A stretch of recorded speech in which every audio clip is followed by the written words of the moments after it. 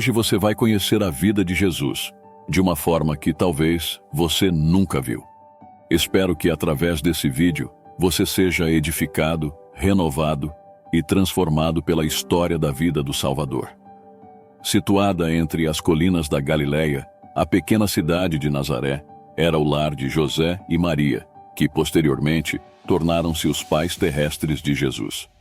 José pertencia à linhagem ou família de Davi, e quando saiu um decreto para o levantamento do censo da população, ele teve que ir a Belém, cidade de Davi, para ali registrar seu nome. Era uma jornada penosa, dadas as condições em que as viagens eram feitas na época. Maria, que acompanhava seu esposo, sentia-se extremamente fatigada ao subir a colina na qual Belém se localizava. Chegando em Belém, José e Maria procuraram um lugar confortável para repousar, porém as hospedarias estavam todas ocupadas. Por este motivo, tiveram que encontrar descanso em uma rude estrebaria. Ali, naquela pobre estrebaria, nasceu Jesus, o Salvador, e foi colocado em uma manjedoura. O Filho do Altíssimo, aquele cuja presença havia inundado as cortes celestiais com sua glória, repousava em um rude berço. Os sacerdotes e príncipes judeus não estavam preparados para receber Jesus. Sabiam que o Salvador viria em breve, mas esperavam que viesse como um rei poderoso que traria poder e riqueza para a nação. Eram por demais orgulhosos para aceitar o Messias como um bebê indefeso. Por isso, quando Jesus nasceu, Deus não lhes revelou o grande acontecimento, mas enviou as novas de grande alegria a alguns pastores que guardavam seus rebanhos nas colinas de Belém.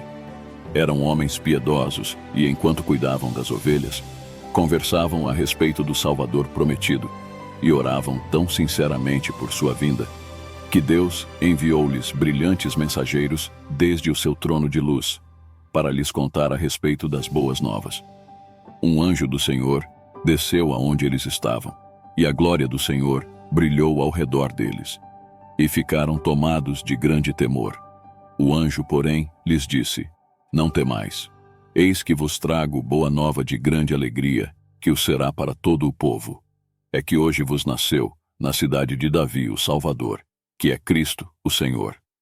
E isto vos servirá de sinal: encontrareis uma criança envolta em faixas e deitada em manjedoura.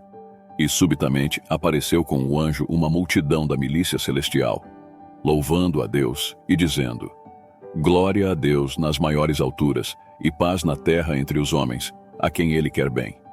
E ausentando-se deles os anjos para o céu, diziam os pastores uns aos outros: Vamos até Belém e vejamos os acontecimentos que o Senhor nos deu a conhecer. Foram apressadamente e acharam Maria e José e a criança deitada na manjedoura. E vendo-o, divulgaram o que lhes tinha sido dito a respeito deste menino. Todos os que ouviram se admiraram das coisas referidas pelos pastores. Maria, porém, guardava todas estas palavras, meditando-as no coração. José e Maria eram judeus e seguiam os costumes de sua nação. Quando Jesus tinha 6 semanas de idade, foi apresentado ao Senhor no Templo de Jerusalém. Essa prática estava de acordo com a lei que Deus havia dado a Israel, e Jesus devia ser obediente em tudo. Assim, o próprio Filho de Deus, o Príncipe do Céu, por seu exemplo, ensina-nos que devemos obedecer. Apenas o primogênito de cada família devia ser apresentado no templo. Essa cerimônia era para lembrar continuamente um evento que havia ocorrido em um passado distante. A criança, ao ser apresentada no templo, era tomada nos braços e erguida diante do altar. Desse modo, era solenemente dedicada a Deus. E logo que era devolvida à mãe, seu nome era registrado em um rolo, ou livro, que continha o nome de todos os primogênitos de Israel. José e Maria trouxeram Jesus ao sacerdote conforme requeria a lei. Todos os dias, pais e mães traziam seus filhos, e o sacerdote nada notou de diferente em José e Maria dos outros, que vinham dedicar seus primogênitos. Para ele, eram simplesmente gente operária. Na criança viu apenas um frágil bebê. Não podia ele imaginar que tinha nos braços o Salvador do mundo, o sumo sacerdote do templo celestial. Contudo, ele poderia ter sabido, pois se tivesse sido obediente à palavra de Deus, o Senhor o teria revelado. Naquela mesma hora, estavam no templo 2 servos fiéis de Deus, Simeão e Ana. Ambos haviam dedicado toda a vida ao serviço do Senhor, e ele lhes revelou coisas que não podiam ser reveladas aos orgulhosos e egoístas sacerdotes. A Simeão deu a promessa de que não morreria sem ver o Salvador. Assim que viu Jesus no templo, ele sabia que aquela criança era o Messias prometido. Uma luz suave e divina iluminava o rosto de Jesus e Simeão. Tomando-o nos braços, louvou a Deus dizendo: Agora, Senhor, podes despedir em paz o teu servo segundo a tua palavra, porque os meus olhos já viram a tua salvação, a qual preparaste diante de todos os povos, luz para a revelação aos gentios e para a glória do teu povo de Israel. Ana, uma profetisa, chegando naquela hora, dava graças a Deus e falava a respeito do menino a todos os que esperavam a redenção de Jerusalém. Maria, mãe de Jesus, meditava em silêncio a respeito da importante profecia de Simeão. Ao olhar o menino em seus braços, lembrou-se do que os pastores de Belém haviam dito, e seu coração transbordou de gratidão e viva esperança. As palavras de Simeão trouxeram-lhe à lembrança a profecia de Isaías. Sabia que aquelas maravilhosas palavras referiam-se a Jesus. O povo que andava em trevas viu grande luz, e aos que viviam na região da sombra da morte, resplandeceu-lhes a luz. Porque um menino nos nasceu, um filho se nos deu. O governo está sobre os seus ombros, e o seu nome será Maravilhoso Conselheiro, Deus Forte, Pai da Eternidade, Príncipe da Paz. Era desejo de Deus que seu povo soubesse a respeito da vinda de seu Filho ao mundo. Os sacerdotes deviam ter ensinado o povo a esperar o Salvador. Porém, eles próprios não sabiam sobre a vinda do Messias. Por isso, Deus enviou seus anjos para anunciar aos pastores que Cristo havia nascido e onde eles poderiam encontrá-lo. Assim, quando Jesus foi apresentado no templo, havia ali pessoas que o receberam como o Salvador. Deus preservara a vida de Simeão e Ana para que tivessem o feliz privilégio de testificar que Jesus era o Messias prometido. Deus desejava que não só os judeus, mas também outros povos, soubessem que o Messias havia chegado. Em um distante país, no Oriente, habitavam homens sábios que haviam estudado as profecias sobre o Messias e acreditavam que o tempo de sua vinda era chegado. Os judeus chamavam esses homens de pagãos, todavia, eles não eram idólatras. Eram pessoas honestas que desejavam conhecer a verdade e fazer a vontade de Deus. Deus vê o coração, por isso sabia que esses homens eram confiáveis. Estavam em melhores condições de receber a luz do céu do que os sacerdotes judeus, cheios de orgulho e egoísmo. Esses sábios eram filósofos. Haviam estudado as obras de Deus na natureza e, através delas, aprenderam a amá-lo. Estudavam os astros e conheciam-lhes os movimentos. Apreciavam observar os corpos celestes em sua marcha noturna e, se descobrissem alguma estrela nova, considerariam isso como um grande acontecimento. Naquela noite, quando os anjos vieram aos pastores de Belém, os magos notaram uma luz estranha no céu. Era a glória que circundava aquele grupo de anjos. Quando a luz se dissipou, viram no céu o que parecia ser uma nova estrela. Naquele momento, lembraram-se da profecia que diz: uma estrela procederá de Jacó, de Israel subirá um cetro. Com isso, decidiram acompanhá-la e ver aonde ela os levaria. A estrela guiou-os até a Judéia. Porém, quando se aproximaram de Jerusalém, sua luz tornou-se tão tênue que não puderam mais segui-la. Supondo que os judeus pudessem indicar-lhes o caminho até o Salvador, os magos entraram em Jerusalém e perguntaram: onde está o recém-nascido rei dos judeus? Porque vimos a sua estrela no Oriente e viemos para adorá-lo. Tendo ouvido isso, alarmou-se o rei Herodes, e com ele toda a Jerusalém. Então, convocando todos os principais sacerdotes e escribas do povo, indagava deles onde o Cristo deveria nascer. Em Belém da Judéia, responderam eles, porque assim está escrito por intermédio do profeta. Herodes não gostou de ouvir falar de um rei que um dia poderia tomar o seu trono. Então perguntou aos próprios magos quando viram a estrela pela primeira vez. E ele os enviou a Belém, dizendo: ide informar-vos cuidadosamente a respeito do menino. E quando o tiverdes encontrado, avisai-me, para eu também ir adorá-lo. Depois de ouvirem o rei, partiram, e eis que a estrela que viram no oriente os precedia, até que chegando, parou sobre onde estava o menino. E vendo eles a estrela, alegraram-se com grande e intenso júbilo. Entrando na casa, viram o menino com Maria, sua mãe. Prostrando-se, o adoraram, e abrindo os seus tesouros, entregaram-lhe suas ofertas: ouro, incenso e mirra. Os magos trouxeram ao Salvador as coisas mais preciosas que possuíam. Herodes não havia sido sincero quando disse que queria ir e adorar Jesus. Temia que o Salvador crescesse e se tornasse rei, arrebatando-lhe o trono. Desejava encontrar a criança para matá-la.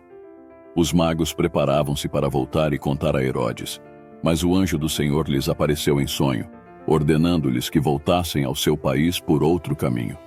Tendo eles partido, eis que apareceu um anjo do Senhor a José, em sonho, e disse: Dispõe-te, toma o menino e sua mãe, foge para o Egito e permanece lá até que eu te avise, porque Herodes há de procurar o menino para o matar. José não esperou amanhecer. Levantou-se no mesmo instante, tomou Maria e o menino e partiu naquela noite para a longa viagem. Os magos deram valiosos presentes a Jesus, e assim Deus proveu os meios para as despesas da viagem e sua estada no Egito, até o retorno à sua própria terra. Herodes irou-se quando percebeu que os magos haviam tomado outro caminho para voltar ao seu país. Ele sabia o que Deus havia dito, através de seu profeta, a respeito da vinda de Cristo. Sabia como a estrela havia sido enviada para guiar os magos. Mesmo assim, estava decidido a matar Jesus. Em sua ira, mandou matar todos os meninos de Belém e de todos os seus arredores, de 2 anos para baixo. José e Maria permaneceram no Egito até a morte de Herodes. Então, o anjo apareceu a José e lhe disse: Dispõe-te, toma o menino e sua mãe e vai para a terra de Israel, porque já morreram os que atentavam contra a vida do menino. José esperava estabelecer seu lar em Belém, onde Jesus havia nascido, mas ao se aproximar da Judeia, soube que o filho de Herodes reinava no lugar de seu pai. José temeu ao receber a notícia e não sabia o que fazer. Então Deus enviou um anjo para instruí-lo. Seguindo a orientação do anjo, José retornou para o seu antigo lar em Nazaré. Jesus passou a infância em uma aldeia nas montanhas. Como filho de Deus, poderia ter escolhido qualquer lugar na terra como seu lar.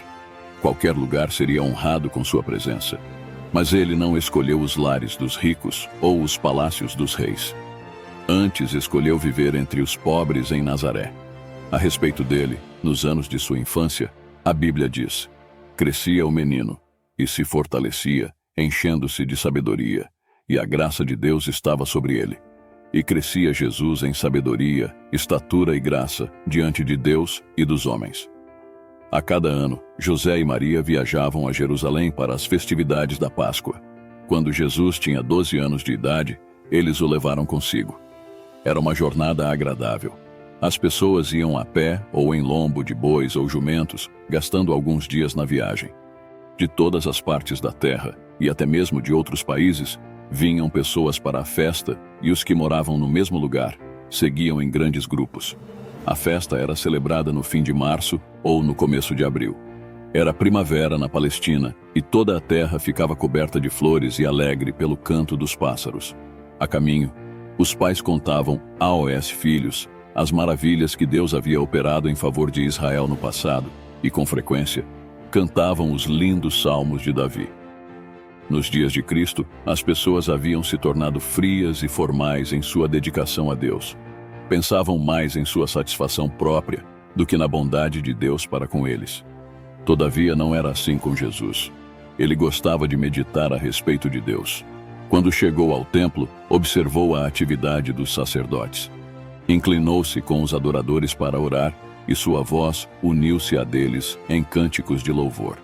A cada tarde e manhã, um cordeiro era oferecido sobre o altar. O ato representava o sacrifício do Salvador. Enquanto os olhos do menino Jesus observavam a vítima inocente, o Espírito Santo fazia-o compreender o significado daquela morte. Sabia que ele próprio, como o Cordeiro de Deus, devia morrer pelos pecados dos homens.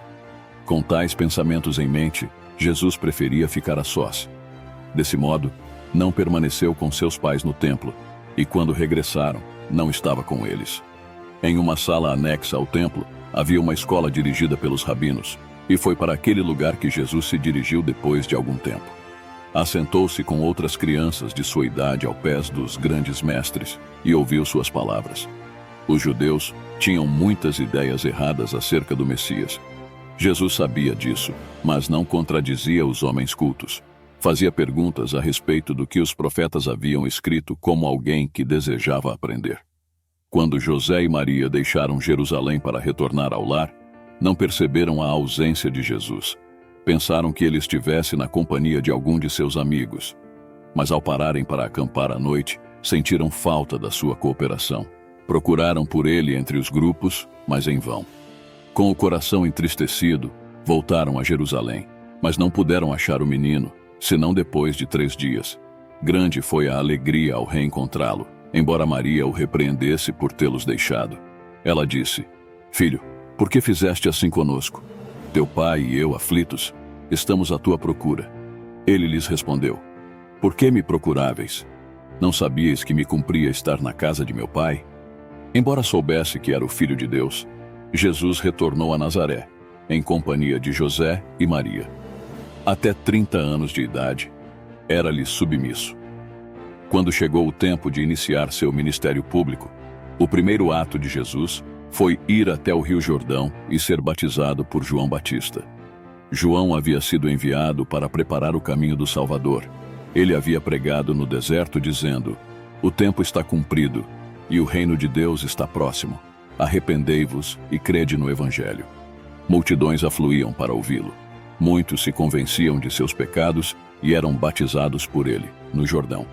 O Senhor havia revelado a João que algum dia o Messias viria a ele e pediria para ser batizado.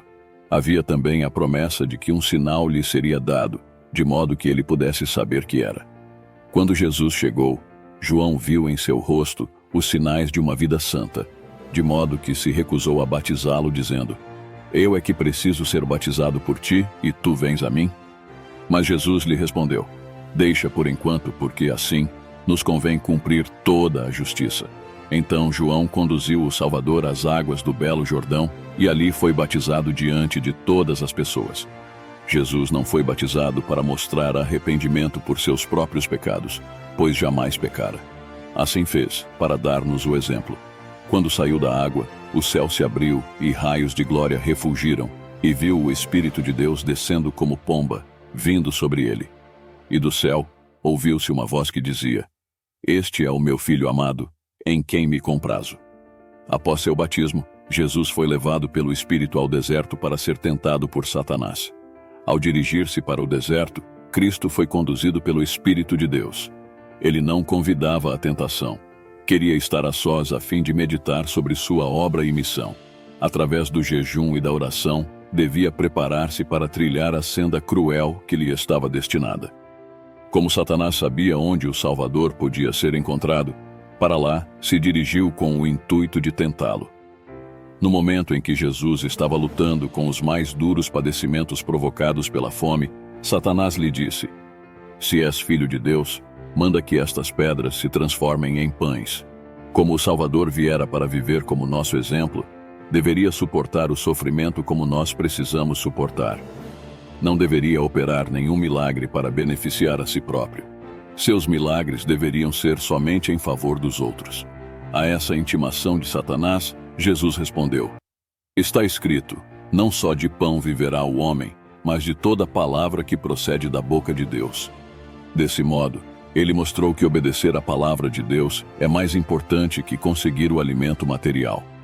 Aqueles que obedecem aos preceitos de Deus têm a promessa de ter todas as suas necessidades supridas na vida presente e também na vida futura. Satanás não conseguiu derrotar Cristo na primeira grande tentação. Ele então conduziu Jesus ao pináculo do templo de Jerusalém e disse: Se és filho de Deus, atira-te abaixo, porque está escrito: Aos seus anjos ordenará a teu respeito. Eles te susterão nas suas mãos, para não tropeçares em alguma pedra. Aqui, Satanás seguiu o exemplo de Cristo, citando as Escrituras. Mas a promessa não é para aqueles que voluntariamente se aventuram no perigo. Deus não havia ordenado que Jesus se atirasse do pináculo, e ele não o faria para satisfazer a Satanás. Por isso replicou: também está escrito: não tentarás o Senhor teu Deus. Satanás então apareceu como realmente era, o príncipe dos poderes das trevas. Levou Jesus ao cume de uma montanha elevada e mostrou-lhe todos os reinos do mundo. A luz do sol iluminava esplêndidas cidades, palácios de mármore, campos frutíferos e vinhedos. Satanás disse: tudo isto te darei, se prostrado me adorares. Por um momento Jesus contemplou a cena e então voltou-lhe as costas. Satanás havia apresentado o que o mundo tem de mais atraente, mas o olhar do Salvador captou além da beleza exterior. Ele viu o mundo em sua miséria e pecado, afastado de Deus. Toda essa miséria era resultado de o homem ter se afastado do Criador para cultuar Satanás. O coração de Jesus desejava ardentemente resgatar o que se havia perdido. Desejava devolver ao mundo mais do que a beleza edênica. Deseja colocar o homem em uma posição de vantagem com Deus. Por amor pelos pecadores, ele resistia à tentação. Deveria ser um vencedor para que eles pudessem vencer, para que pudessem ser iguais aos anjos e dignos de ser reconhecidos como filhos de Deus. A essa oferta, Jesus respondeu: retira-te, Satanás, porque está escrito: ao Senhor teu Deus adorarás e só a ele darás culto. Do deserto, Cristo retornou ao Jordão onde João Batista pregava. Naquele tempo, homens foram enviados pelos líderes de Jerusalém para questioná-lo sobre a autoridade com que ensinava e batizava o povo. Perguntaram-lhe se ele era o Messias ou Elias, ou aquele profeta, referindo-se a Moisés.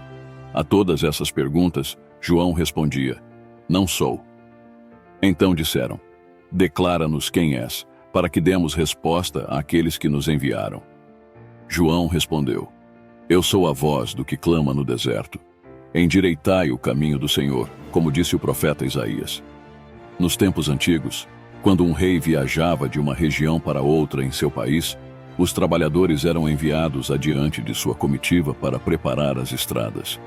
Deviam cortar as árvores, retirar as pedras e tapar os buracos, de modo que o caminho pudesse estar aplanado para o rei. Assim, quando Jesus, o rei da corte celestial, estava para vir, João Batista foi enviado a preparar o caminho, anunciando-o ao povo e chamando-o ao arrependimento de seus pecados. Enquanto João respondia aos mensageiros de Jerusalém, ele viu Jesus em pé, à margem do rio. Com o rosto radiante, apontou para ele e disse: no meio de vós está quem vós não conheceis, o qual vem após mim, do qual não sou digno de desatar-lhe as correias das sandálias. O povo ficou grandemente comovido. O Messias estava entre eles. Olhavam ao redor ansiosamente para encontrar aquele de quem João falava. Mas Jesus misturou-se à multidão e não puderam vê-lo. No dia seguinte, João viu Jesus outra vez e, apontando para ele, exclamou: eis o Cordeiro de Deus, que tira o pecado do mundo. Então João falou a respeito do sinal que vira por ocasião do batismo de Cristo. Vi o Espírito descer do céu como pomba e pousar sobre ele. Pois eu de fato vi e tenho testificado, acrescentou, que ele é o Filho de Deus. Com temor e admiração, os ouvintes olharam para Jesus. Então questionaram a si mesmos: é este o Cristo? Perceberam que Jesus não ostentava nenhuma aparência de riqueza ou grandeza mundana. Suas vestes eram modestas e simples, tais como o povo pobre usava. Em seu rosto pálido e cansado, havia algo que comovia os corações. Sua fisionomia mostrava dignidade e poder. Seu olhar e cada traço do semblante falavam da compaixão divina e de um amor inexprimível. Mas os mensageiros de Jerusalém não se sentiram atraídos pelo Salvador. João não dissera o que eles desejavam ouvir. Esperavam o Messias como um grande conquistador. Viram que essa não seria a missão de Jesus e, em seu desapontamento, afastaram-se dele. 2 dos discípulos de João que se encontravam ali imediatamente o seguiram. Ouviram os seus ensinos e tornaram-se seus discípulos. Um era André e o outro João. André logo trouxe o seu irmão, Simão, a quem Jesus chamou de Pedro. No outro dia, a caminho da Galileia, Cristo chamou o outro discípulo, Filipe. Assim que Filipe conheceu o Salvador, trouxe-lhe o amigo Natanael. Desse modo, começou a grande obra de Cristo na terra. Chamou os discípulos um a um, e o primeiro trouxe seu irmão, o outro, seu amigo. Isso é o que cada seguidor de Cristo deve fazer. Assim que tenha conhecido Jesus, deve contar aos outros o precioso amigo que encontrou. Esse é um trabalho que todos podem fazer, quer sejam jovens ou idosos. Em Caná da Galileia, Cristo com seus discípulos compareceram a uma festa de casamento. Ali, seu maravilhoso poder foi manifestado para a felicidade de todos os participantes. Era costume, naquele país, usar vinho em tais ocasiões. Antes que a festa terminasse, o suprimento de vinho findou. Deixar acabar o vinho em uma festa era considerado falta de hospitalidade e um grande vexame. Cristo ficou sabendo o que ocorrera e pediu que os servos enchessem 6 grandes talhas de pedra. Em vez da água, saiu vinho das talhas. Esse vinho era muito melhor do que aquele que havia sido servido antes, e havia o suficiente para todos. Depois de operar o milagre, Jesus deixou o local discretamente. Os convidados não perceberam seu ato até que ele houvesse desaparecido. Um dia, quando passava por Samaria, sentou-se à beira de um poço para descansar. Quando uma mulher veio para retirar água, pediu-lhe que lhe desse de beber. A mulher se surpreendeu, pois sabia quanto os judeus odiavam os samaritanos.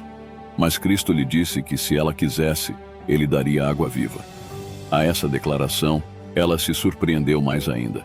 Então Jesus disse à mulher: "Quem beber desta água tornará a ter sede. Aquele, porém, que beber da água que eu lhe der, nunca mais terá sede. Pelo contrário, a água que eu lhe der será nele uma fonte a jorrar para a vida eterna." A água viva simboliza o Espírito Santo.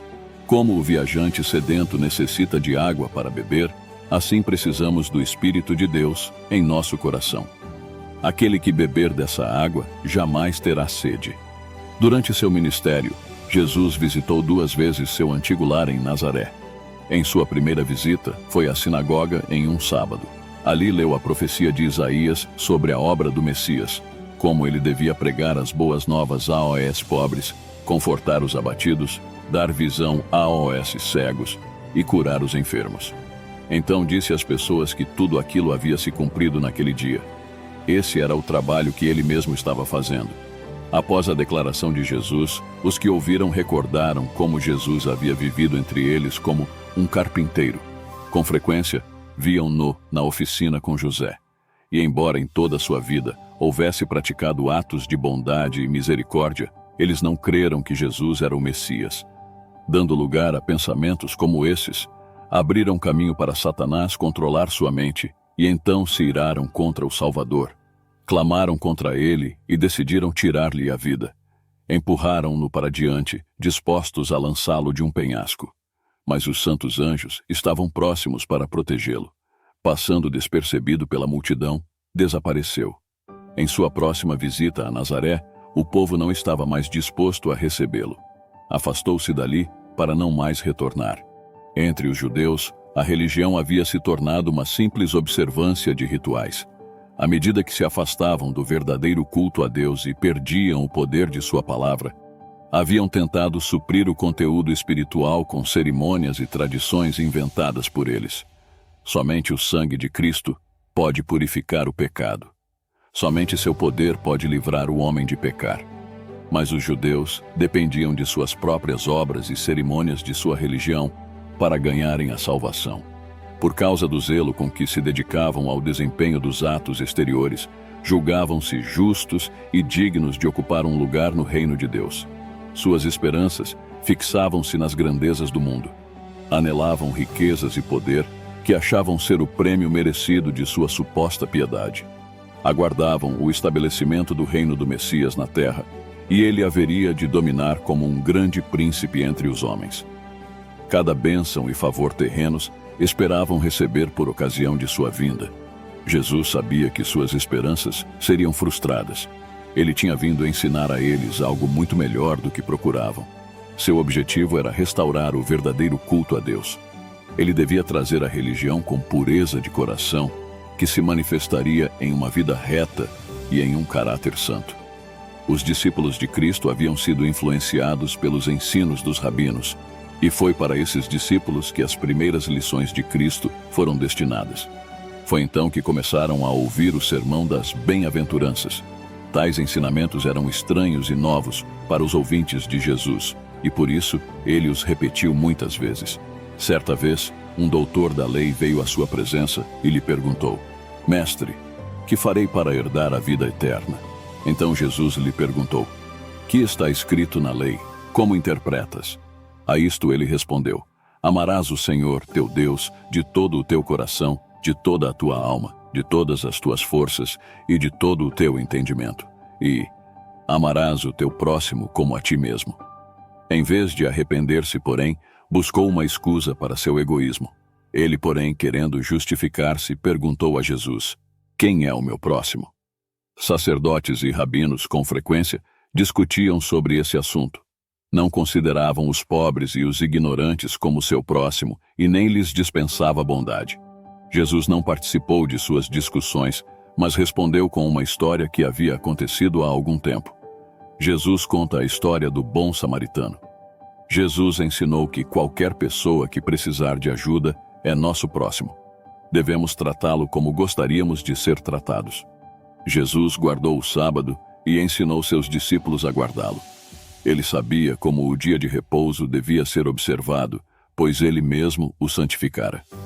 Os mestres judeus haviam criado muitas regras a respeito de como guardar o sábado e queriam que todos obedecessem a elas. Assim, vigiavam Jesus para ver se ele as cumpriria. Um sábado, quando Cristo e os discípulos voltavam da sinagoga, atravessaram um campo de cereais. Já era tarde e eles estavam com fome. Por isso, colheram algumas espigas e comeram os grãos. Em qualquer outro dia, era permitido colher e comer do fruto da terra, mas jamais no sábado. Os inimigos de Cristo viram o que os discípulos fizeram e disseram a Jesus: Eis que os teus discípulos fazem o que não é lícito fazer em dia de sábado. Jesus, porém, defendeu seus discípulos. Lembrou seus acusadores que Davi, quando teve necessidade, comeu os pães da proposição do tabernáculo e deu também a seus famintos seguidores. Se foi direito a Davi, quando faminto, comer os pães sagrados, não seria direito aos discípulos colher os grãos nas horas sagradas porque estavam com fome? O sábado não foi feito para ser um fardo às pessoas, mas para o bem delas e para dar-lhes paz e repouso. Por isso Jesus disse: O sábado foi estabelecido por causa do homem e não o homem por causa do sábado. Aos que o acusaram de abolir a lei, respondeu: Não penseis que vim revogar a lei ou os profetas. Não vim para revogar, vim para cumprir. Cumprir significa guardar ou praticar. Desse modo, quando Jesus veio a João Batista para ser batizado, disse: Nos convém cumprir toda a justiça. Cumprir a lei é obedecer perfeitamente a ela. Em muitas ocasiões, os judeus acusaram Jesus de transgredir o sábado.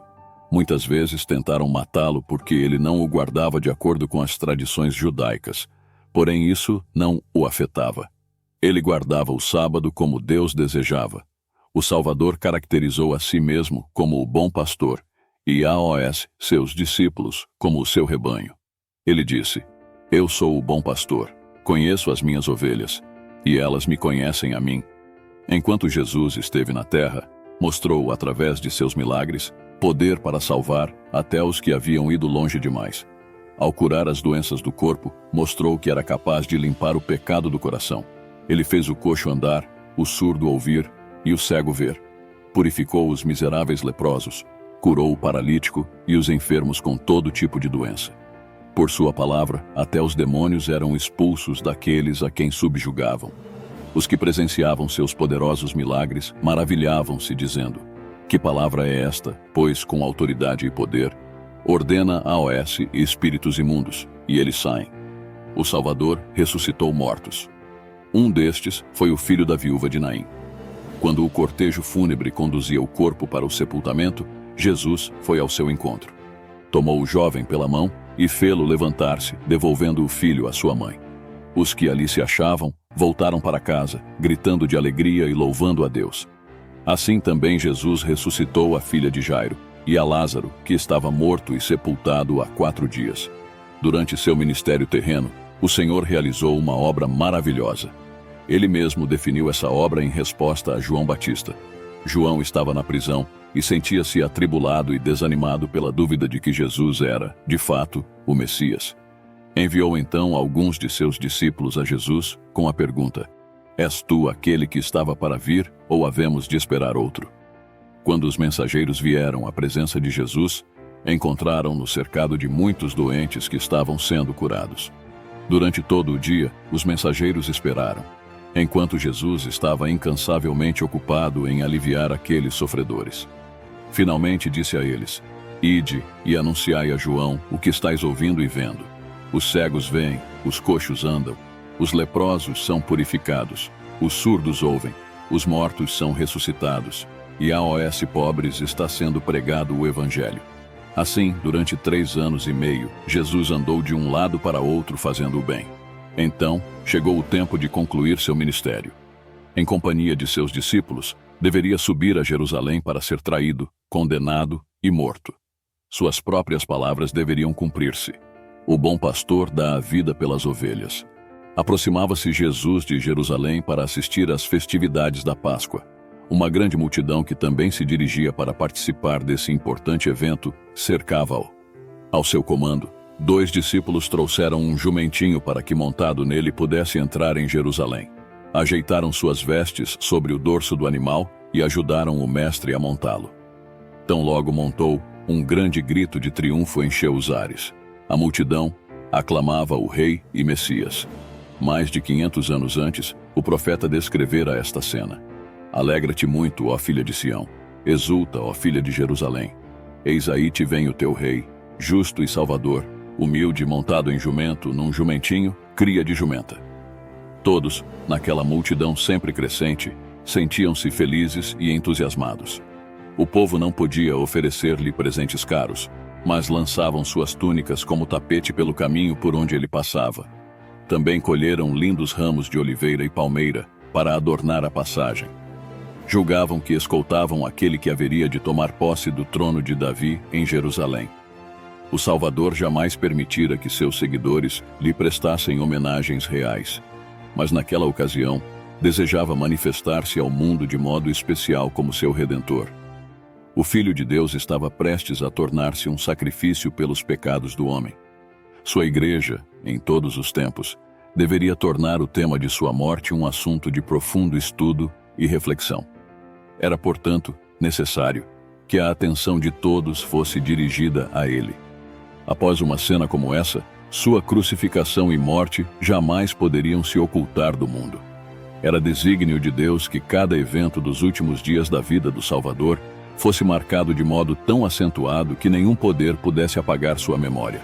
Na grande multidão que cercava o Salvador, havia evidências de seu poder de operar milagres. Os cegos, a quem devolvera a visão, abriam caminho.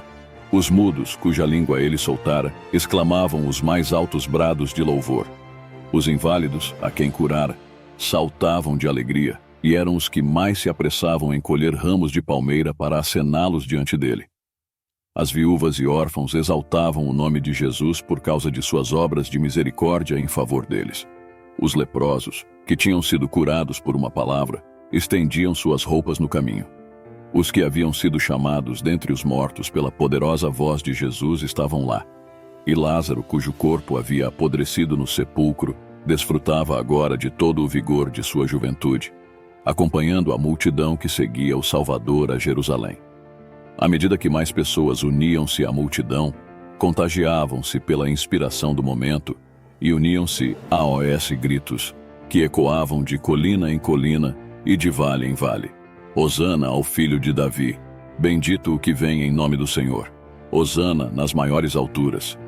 Muitos fariseus presenciavam a cena irritados. Sentiam que perdiam o domínio do povo. Tentaram silenciar a manifestação com toda a sua autoridade. Porém, suas ordens e ameaças só aumentavam mais o entusiasmo do povo. Sentindo que não podiam controlar a multidão, abriram caminho entre ela e aproximaram-se de Jesus, dizendo: Mestre, repreende os teus discípulos. Disseram que tais aglomerações tumultuadas eram contra a lei e proibidas pelas autoridades. Jesus, porém, lhes respondeu: asseguro-vos que se eles se calarem, as próprias pedras clamarão. Essa cena de triunfo era desígnio do próprio Deus, pois havia sido predita pelos profetas, e nenhum poder terrestre poderia impedi-la. A obra de Deus seguirá sempre em frente a despeito de os homens tentarem impedi-la ou destruí-la. Quando a multidão atingiu o alto da colina, Jerusalém em todo o seu esplendor apareceu diante da vista de todos. Extasiado ante a repentina visão de beleza, o povo conteve os gritos. Todos os olhares se fixaram no Salvador, esperando ver nele a mesma expressão de admiração que sentiram. Jesus deteve-se, e uma nuvem de tristeza envolveu-lhe o semblante, e a multidão atônita viu-o chorar copiosamente.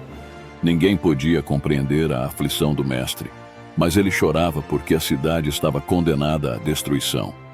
Ela havia sido a filha de seu cuidado, e seu coração enchia-se de angústia porque em breve a cidade ficaria desolada. Tivessem seus habitantes dado ouvidos aos ensinos de Cristo, recebendo-o como o Salvador, Jerusalém teria permanecido para sempre. Teria se tornado a rainha dos reinos, livre com a força concedida por Deus. Nenhum exército armado guardaria seus portões, e nenhuma bandeira romana tremularia em suas torres. De Jerusalém, o estandarte da paz teria ido a todas as nações. Ela teria sido a glória do mundo. Os judeus, porém, haviam rejeitado seu Salvador e estavam prestes a crucificar o seu rei. Quando o sol mergulhasse no horizonte naquele dia e a noite caísse, o destino de Jerusalém estaria selado para sempre. No dia seguinte, Jesus entrou no templo. 3 anos antes, ele havia encontrado homens vendendo e comprando no átrio externo, e os havia repreendido e expulsado. Agora, ao retornar, encontrou o mesmo comércio ali. O átrio estava cheio de bois, ovelhas e aves que eram vendidos aos que desejavam oferecer sacrifícios por seus pecados. Os que se ocupavam desse comércio praticavam extorsão e roubo de toda espécie, e tal era a balbúrdia e o alvoroço do lado de fora que os adoradores eram seriamente perturbados. Cristo parou na escadaria e varreu o átrio com seu olhar penetrante. Todos os olhares voltaram-se para ele. O vozerio das pessoas e o mugido dos animais cessaram. Todos olhavam o Filho de Deus atônitos e temerosos. Naquele instante, a divindade irrompeu através da humanidade e deu a Jesus um poder e glória que jamais se manifestara nele antes. O silêncio tornou-se quase insuportável. Finalmente, ele disse em voz clara e com tal poder que sacudiu as pessoas como uma violenta tempestade: está escrito, a minha casa será casa de oração. Mas vós a transformastes em covil de salteadores. Que quadro diferente encontraram os principais e sacerdotes ao voltar cautelosamente para o templo. Homens, mulheres e crianças erguiam a voz em louvor a Deus. Viram os doentes curados, os cegos com a visão restaurada, surdos ouvindo e os coxos saltando de alegria. As crianças tomavam a frente nas expressões de louvor. Repetindo os cânticos do dia anterior, acenavam os ramos de palmeira em homenagem a Jesus. O templo repercutia as fortes exclamações: Hosana ao Filho de Davi, bendito o que vem em nome do Senhor. Os líderes tentavam silenciar os gritos de alegria das crianças, mas elas não podiam se calar, pois todos estavam possuídos de uma incontida felicidade pelas maravilhosas obras que Jesus realizara entre eles. Dirigiram-se então a Jesus, na esperança de que ele ordenasse silêncio. Ouves o que estes estão dizendo? Respondeu-lhes Jesus: sim, nunca lestes. Da boca de pequeninos e crianças de peito, tiraste perfeito louvor? Os filhos de Israel celebraram a primeira Páscoa na ocasião em que foram libertados da escravidão no Egito. Chegara o tempo em que Jesus devia comemorar a festividade com seus discípulos e pediu a Pedro e a João que encontrassem um lugar e preparassem a ceia da Páscoa. Centenas de pessoas vinham a Jerusalém para a celebração e os habitantes da cidade se dispunham a ceder um cômodo da casa para os visitantes fazerem sua comemoração. O Salvador dissera a Pedro e a João que, ao saírem pelas ruas, encontrariam um homem com um cântaro de água. Deveriam então segui-lo até a casa em que entrasse e dizer ao dono da casa: o mestre manda perguntar-te: onde é o aposento no qual hei de comer a Páscoa com os meus discípulos? Esse homem deveria então mostrar-lhes uma sala espaçosa no andar superior da casa, provida com tudo de que precisavam, e ali deveriam preparar a ceia pascal. Tudo aconteceu conforme Jesus havia dito. Na hora da ceia, os discípulos estavam a sós com Jesus. Outras vezes em que a festa foi comemorada em companhia do Mestre, havia sido sempre uma ocasião de grande alegria. Agora, porém, Jesus estava com o espírito atribulado. Finalmente, disse-lhes com a voz embargada pela tristeza: tenho desejado ansiosamente comer convosco esta Páscoa antes do meu sofrimento.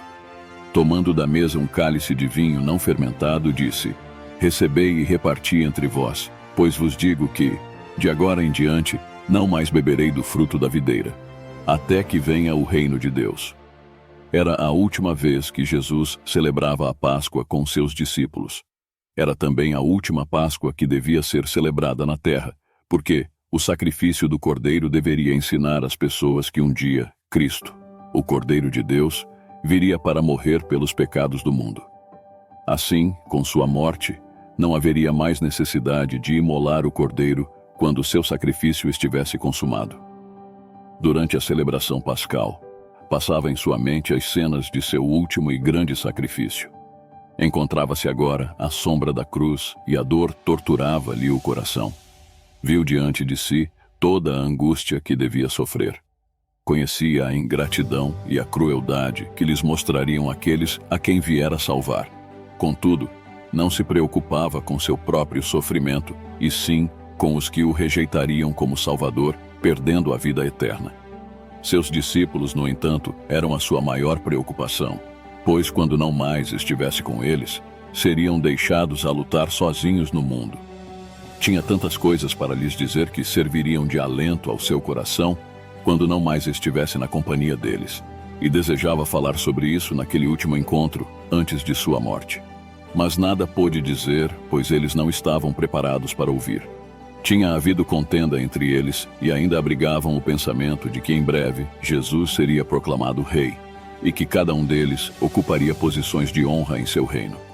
Assim, eram hostis e ciumentos uns com os outros. Havia ainda outro problema. Em uma festa, o servo devia lavar os pés dos convidados e, naquela ocasião, fizeram os preparativos para isso. Ali estavam o vaso de água, a bacia e a toalha prontos para o lava-pés, mas não havia servo. Os discípulos, portanto, deviam fazer a parte do servo. Em seu coração, os discípulos não queriam fazer o papel de servo de seus irmãos. Não estavam dispostos a lavar-lhes os pés. Desse modo, tomaram seus lugares à mesa em silêncio. Jesus esperou para ver o que eles fariam. Então, ele mesmo levantou-se, cingiu-se com a toalha, despejou água na bacia e começou a lavar os pés dos discípulos. Embora magoado por causa da discórdia entre eles, não os repreendeu com palavras duras. Demonstrou seu amor, agindo como servo de seus próprios discípulos. Quando terminou, disse-lhes: compreendeis o que vos fiz? Vós me chamais o Mestre e o Senhor, e dizeis bem, porque eu o sou. Ora, se eu, sendo o Senhor e o Mestre, vos lavei os pés, também vós deveis lavar os pés uns dos outros. Porque eu vos dei o exemplo, para que, como eu vos fiz, façais vós também. Dessa maneira, Jesus ensinou aos seus discípulos que deviam servir uns aos outros. Em vez de buscarem a posição mais elevada para si mesmos, deveriam se dispor a servir seus irmãos. O Salvador veio ao mundo para trabalhar pelos outros, vivendo para ajudar e salvar os necessitados e pecadores, e ele deseja que façamos o mesmo. Os discípulos sentiram-se envergonhados de seu ciúme e egoísmo. Seu coração moveu-se de amor para com o Mestre e para com seus irmãos. Só agora é que estavam prontos para ouvir os ensinos de Cristo. Estando todos em silêncio à mesa, Jesus tomou o pão e, tendo dado graças, partiu-o e entregou-o aos discípulos, dizendo: isto é o meu corpo oferecido por vós. Fazei isto em memória de mim. O pão e o vinho representam o corpo e o sangue de Jesus. Assim como o pão foi partido e o vinho tomado, o corpo de Jesus foi partido e seu sangue derramado por nós. Comendo o pão e bebendo o vinho, demonstramos que cremos neste fato. Mostramos que nos arrependemos de nossos pecados e que aceitamos a Cristo como nosso Salvador. Enquanto participavam da ceia, os discípulos perceberam o sofrimento de Jesus. Uma atmosfera de tristeza contagiou a todos e comiam em silêncio. Finalmente, Jesus disse: "Em verdade vos digo que um dentre vós me trairá." Os discípulos ficaram surpresos e entristecidos com aquela declaração de Jesus, e cada um começou a examinar seu coração para ver se havia nele algum mau desígnio contra seu mestre. Um após o outro perguntava: "Porventura, sou eu, Senhor?" Só Judas permanecia calado. Isso fez com que todos os olhares se voltassem para ele. Percebendo que estava sendo observado, também perguntou: "Acaso, sou eu, mestre?" Jesus lhe respondeu em tom solene: "Tu o disseste." Jesus havia lavado os pés de Judas, mas isso não fez com que amasse o mestre mais do que antes. Ficou aborrecido porque Cristo havia feito o trabalho de um servo. Agora ele sabia que Jesus não seria rei, e isso fez com que ficasse mais determinado a traí-lo. Ao perceber que seu intento havia sido descoberto, não teve medo. Levantou-se zangado e rapidamente deixou a sala para realizar seu plano perverso. A retirada de Judas foi um alívio para os que ficaram. O rosto de Jesus iluminou-se e a nuvem de tristeza se dissipou. Cristo, então, conversou com eles durante algum tempo. Disse que ia para a casa de seu pai e que prepararia um lugar para eles e retornaria para levá-los consigo. Prometeu enviar o Espírito Santo para que fosse o mestre e consolador deles. Disse-lhes que orassem em seu nome, e certamente suas orações seriam atendidas. Jesus então orou por eles, pedindo a Deus que os livrasse do mal e que amassem um ao outro, assim como ele os amava. Jesus orou por nós do mesmo modo que orou pelos discípulos, dizendo: "Não rogo somente por estes, mas também por aqueles que vierem a crer em mim, por intermédio da sua palavra, a fim de que todos sejam um. E como és tu, ó Pai, em mim e eu em ti, também sejam eles em nós, para que o mundo creia que tu me enviaste, eu neles e tu em mim, a fim de que sejam aperfeiçoados na unidade, para que o mundo conheça que tu me enviaste e os amaste, como também amaste a mim." A vida do Salvador na terra foi uma vida dedicada à oração. Passou muitas horas a sós com Deus e, com frequência, suas preces sinceras subiam ao trono celeste, buscando sabedoria e força de que necessitava para sustê-lo em sua obra e para guardá-lo de cair nas tentações de Satanás. Depois de haver comido a Páscoa com seus discípulos, Jesus foi com eles ao jardim do Getsêmani, onde costumava orar. À medida que caminhava, conversava com eles e os ensinava. Mas quando se aproximaram do jardim, tornou-se estranhamente silencioso. Durante toda a sua vida, Jesus estivera em comunhão com o Pai. O Espírito de Deus havia sido seu guia e apoio constantes. Por todas as obras que havia feito, sempre glorificara o Pai, dizendo: "Eu nada posso fazer de mim mesmo." A terrível noite de agonia para o Salvador começou quando se aproximou do jardim. Parecia que a presença de Deus, que até então o sustentara, não mais o acompanhava. Começou a sentir o que significa separar-se do Pai. Cristo devia tomar sobre si os pecados do mundo, e quando eles foram colocados sobre si, parecia mais do que podia suportar. A culpa do pecado era tão terrível que foi tentado a pensar que Deus não mais o amava. Quando sentiu a enorme aversão de Deus ao pecado, deixou escapar essas palavras: "A minha alma está profundamente triste até a morte." Jesus deixou os discípulos próximo à entrada do jardim, exceto Pedro, Tiago e João, com os quais entrou no horto. Eram eles seus mais sinceros discípulos e seus companheiros mais chegados, mas não podia suportar que eles testemunhassem sua intensa agonia. Disse-lhes: "Ficai aqui e vigiai comigo." Caminhou alguns passos adiante e caiu prostrado no chão. Sentia que o peso do pecado separava-o do Pai. Tinha diante de si um abismo tão grande, tão profundo, tão negro que tremia diante dele. Cristo não sofria por seus pecados, mas pelos pecados do mundo. Sentia o desagrado de Deus contra o pecado, como o pecador sentirá no grande dia do juízo. Em sua agonia, Cristo agarrou-se ao solo frio, de seus lábios pálidos orando da seguinte forma: "Meu Pai, se possível, passe de mim este cálice. Todavia, não seja como eu quero, e sim como tu queres. Durante 1 hora, Cristo suportou sozinho aquela terrível angústia. Então foi até os discípulos, ansioso por receber uma palavra de simpatia. Mas nenhuma simpatia se manifestou, pois eles estavam dormindo. Despertaram ao som de sua voz, mas quase não. O reconheceram, pois a aflição havia alterado a expressão de seu rosto. Dirigindo-se a Pedro, perguntou: Simão, tu dormes? Não pudeste vigiar nem 1 hora? Pouco antes de irem ao jardim, Cristo disse aos discípulos: Todos vós vos escandalizareis. Eles então lhe asseguraram com veemência que iriam com Jesus à prisão e à morte. E o pobre e autossuficiente Pedro, cheio de confiança, acrescentou: Ainda que todos se escandalizem, eu jamais. Mas os discípulos confiavam em si mesmos. Não olharam para o poderoso ajudador como Cristo lhes aconselhara a fazer.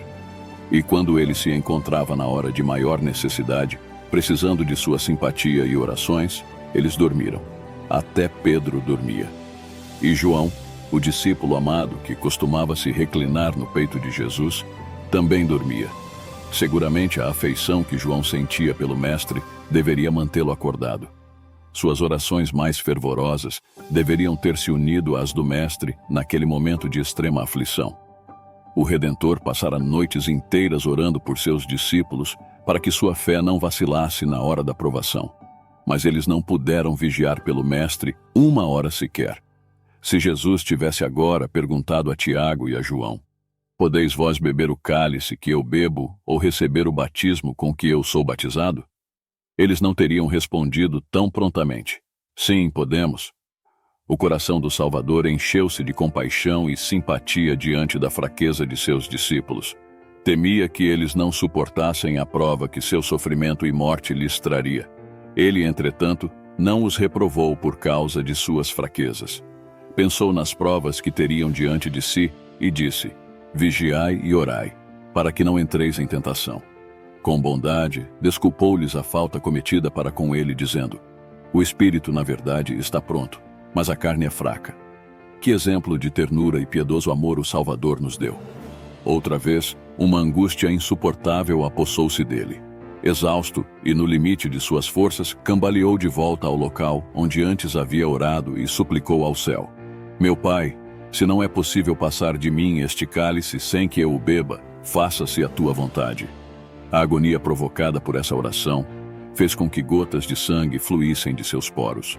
Outra vez buscou os discípulos, desejando encontrar conforto e simpatia, e novamente achou-os dormindo. Pela terceira vez buscou o lugar da oração. Terror e trevas profundas invadiram-lhe a alma, pois não sentiu a presença de seu Pai. Sem isso, temia que, em sua natureza humana, não poderia resistir o duro teste. Pela terceira vez, ele repete a mesma oração: Meu Pai, se não é possível passar de mim este cálice sem que eu o beba, faça-se a tua vontade. O Salvador cai desfalecido ao solo. Nenhum discípulo encontra-se ali para ampará-lo, para erguer ternamente sua cabeça e banhar aquele rosto tão pálido pelo sofrimento. Cristo está completamente só. Um poderoso anjo desce do céu para confortá-lo. O rosto do Salvador, manchado de sangue, reflete agora a paz celestial. Ele suportou o que nenhum ser humano poderia suportar. Experimentou a agonia da morte no lugar de cada pecador. Outra vez procurou os discípulos e encontrou-os dormindo. Tivessem eles permanecido despertos, vigiando e orando com o Salvador, teriam recebido forças para suportar a prova que os aguardava. Perdendo aquela oportunidade, não tiveram forças na hora da necessidade. Olhando-os com tristeza, Cristo disse: Ainda dormis e repousais. Eis que é chegada a hora, e o Filho do Homem está sendo entregue nas mãos de pecadores.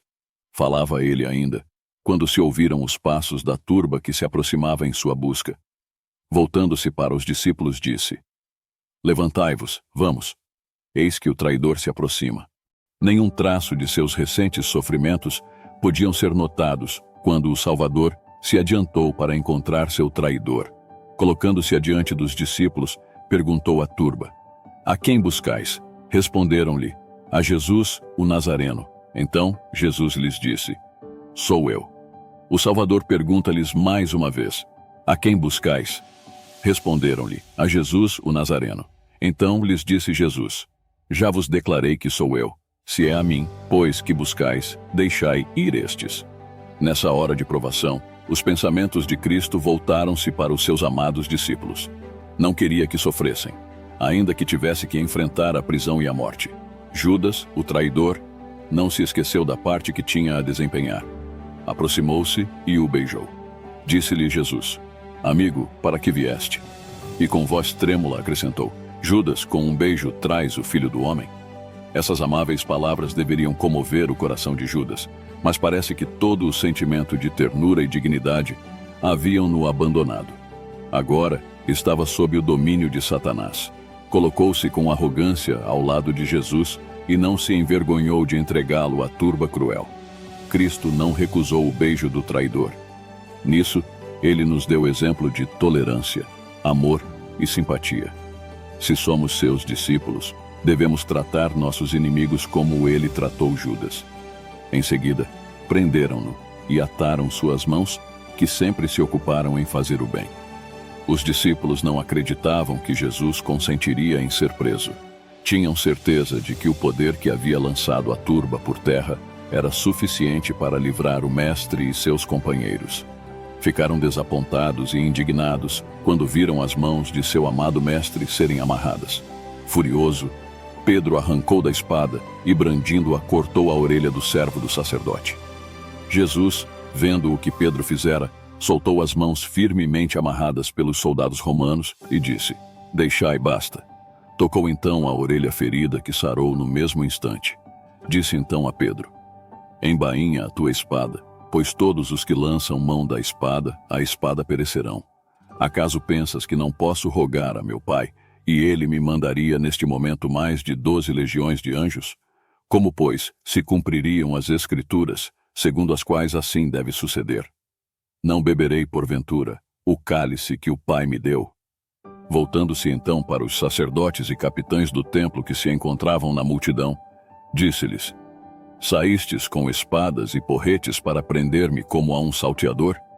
Todos os dias eu estava convosco no templo, ensinando, e não me prendestes. Contudo, é para que se cumpram as Escrituras. Quando os discípulos viram que o Salvador não fazia nenhum esforço para se livrar de seus inimigos, culparam-se por isso. Não podiam compreender sua rendição àquela turba e, aterrorizados, abandonaram-no e fugiram. Cristo havia predito a cena do abandono quando disse: eis que vem a hora, e já é chegada, em que sereis dispersos, cada um para sua casa, e me deixareis só. Contudo, não estou só, porque o Pai está comigo. Jesus foi levado do jardim do Getsêmani, cercado pela turba que o vaiava. Movia-se com dificuldade, pois suas mãos estavam fortemente atadas, e os soldados guardavam-no bem de perto. Primeiro foi levado à casa de Anás, o antigo sumo sacerdote, cujo cargo havia sido ocupado por seu genro, Caifás.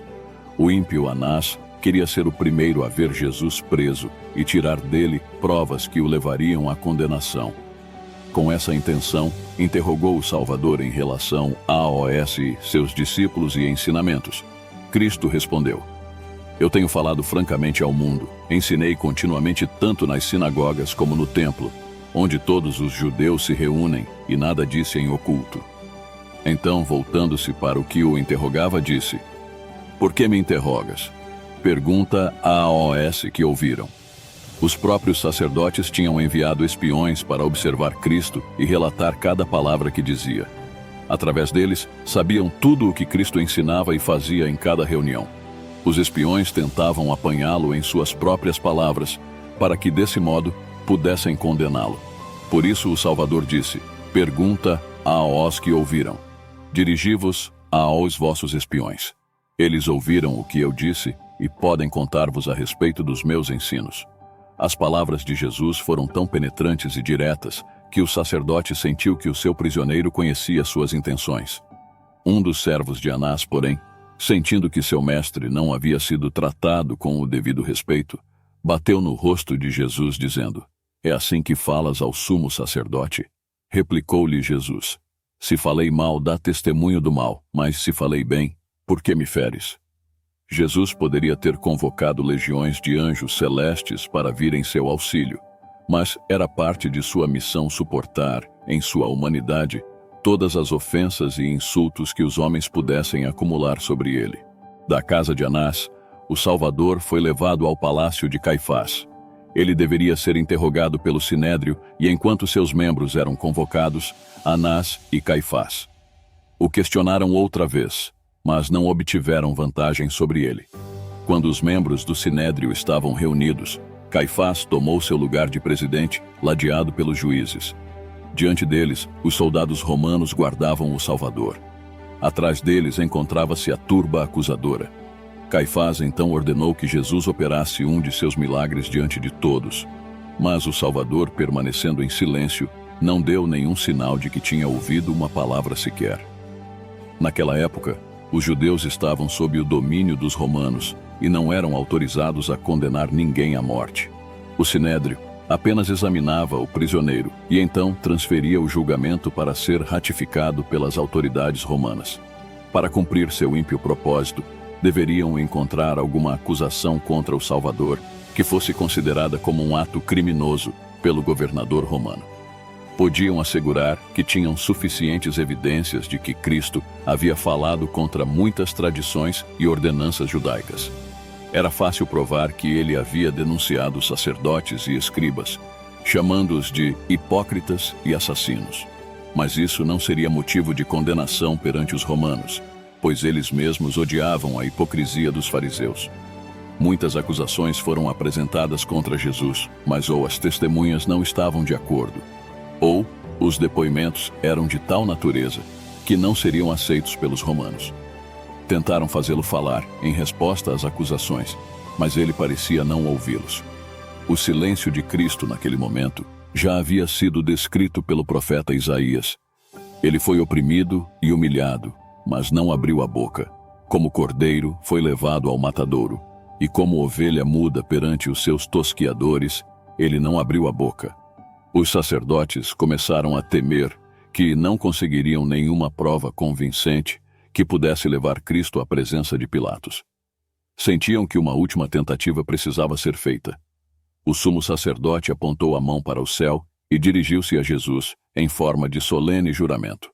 Eu te conjuro pelo Deus vivo, que nos digas se tu és o Cristo, o Filho de Deus. O Salvador jamais negou sua missão ou seu relacionamento com o Pai. Podia calar-se diante de um insulto, mas sempre falava aberta e decididamente quando sua obra ou filiação divina eram questionadas. Todo ouvido inclinou-se para ouvir e todo olhar fixou-se nele, quando respondeu: Tu o disseste. Segundo o costume da época, responder daquele modo significava sim ou é tal qual disseste. Essa era a maneira de responder de modo mais enfático a uma resposta afirmativa. Uma luz celestial pareceu iluminar-lhe o rosto pálido quando acrescentou: Entretanto, eu vos declaro que desde agora vereis o Filho do Homem assentado à direita do Todo-Poderoso e vindo sobre as nuvens do céu. Nessa declaração, o Salvador apresentou o reverso da cena que ali se desenrolava, apontando-lhes um tempo em que ele ocupará a posição de supremo juiz do céu e da terra. Então estará assentado no trono do Pai, e de suas sentenças não haverá apelação. Diante de seus ouvintes, trouxe uma visão daquele dia, quando, ao invés de sofrer abusos e escárnios da turba desordeira, virá nas nuvens do céu com poder e grande glória. Legiões de anjos o escoltarão, e então pronunciará a sentença contra seus inimigos, achando-se entre eles a mesma turba que o acusava. Ao Jesus declarar-se Filho de Deus e Juiz do mundo, o sacerdote rasgou suas vestes, mostrando-se horrorizado. Ergueu as mãos para o céu e disse: Blasfemou, que necessidade mais temos de testemunhas? Eis que ouvistes agora a blasfêmia. Que vos parece? Responderam eles. É réu de morte.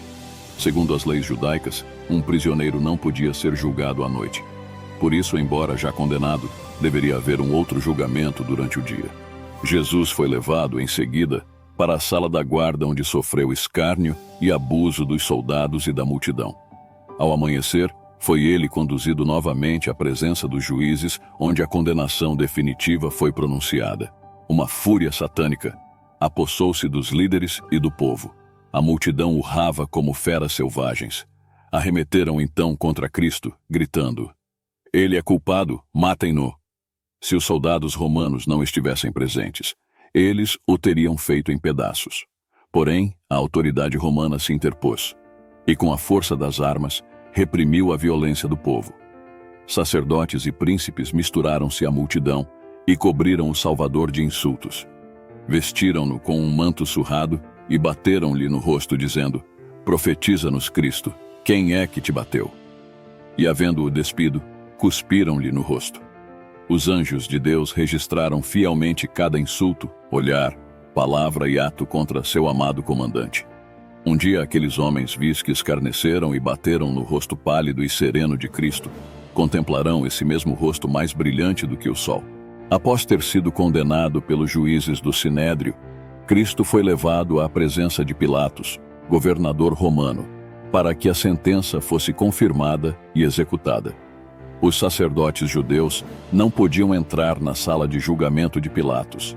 De acordo com as leis cerimoniais, tal ato os tornava imundos e os excluía da participação da festa da Páscoa. Em sua cegueira, não viam que Cristo era o verdadeiro Cordeiro da Páscoa e que, ao rejeitá-lo, a grande festa havia perdido seu significado.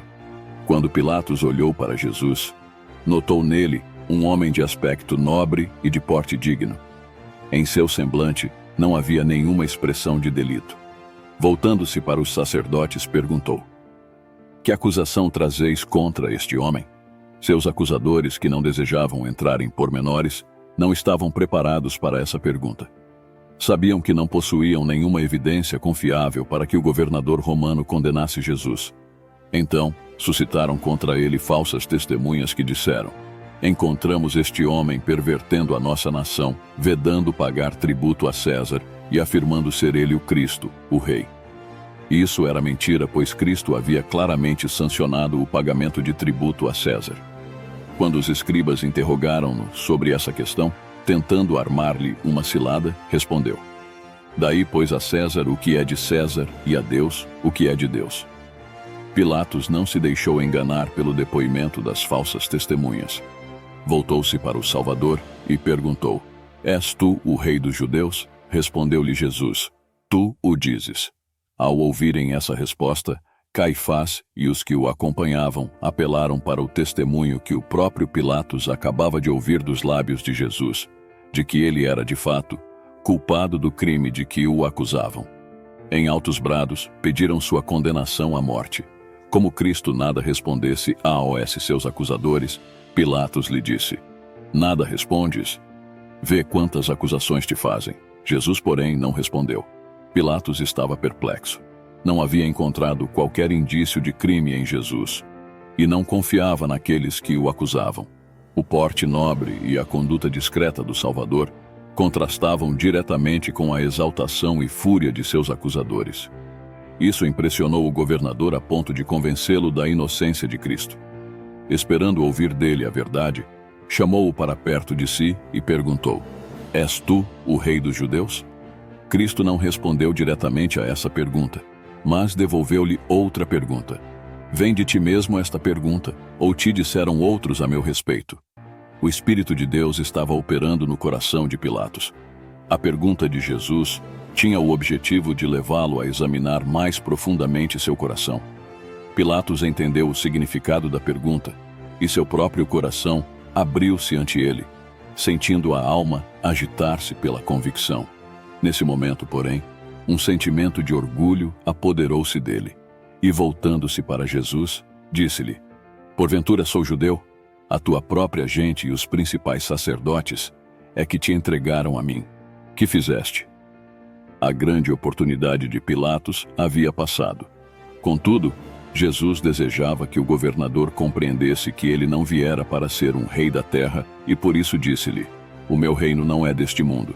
Se o meu reino fosse deste mundo, os meus ministros se empenhariam por mim, para que não fosse eu entregue aos judeus. Mas agora o meu reino não é daqui." Então lhe disse Pilatos: "Logo tu és rei?" Respondeu Jesus: "Tu dizes que sou rei.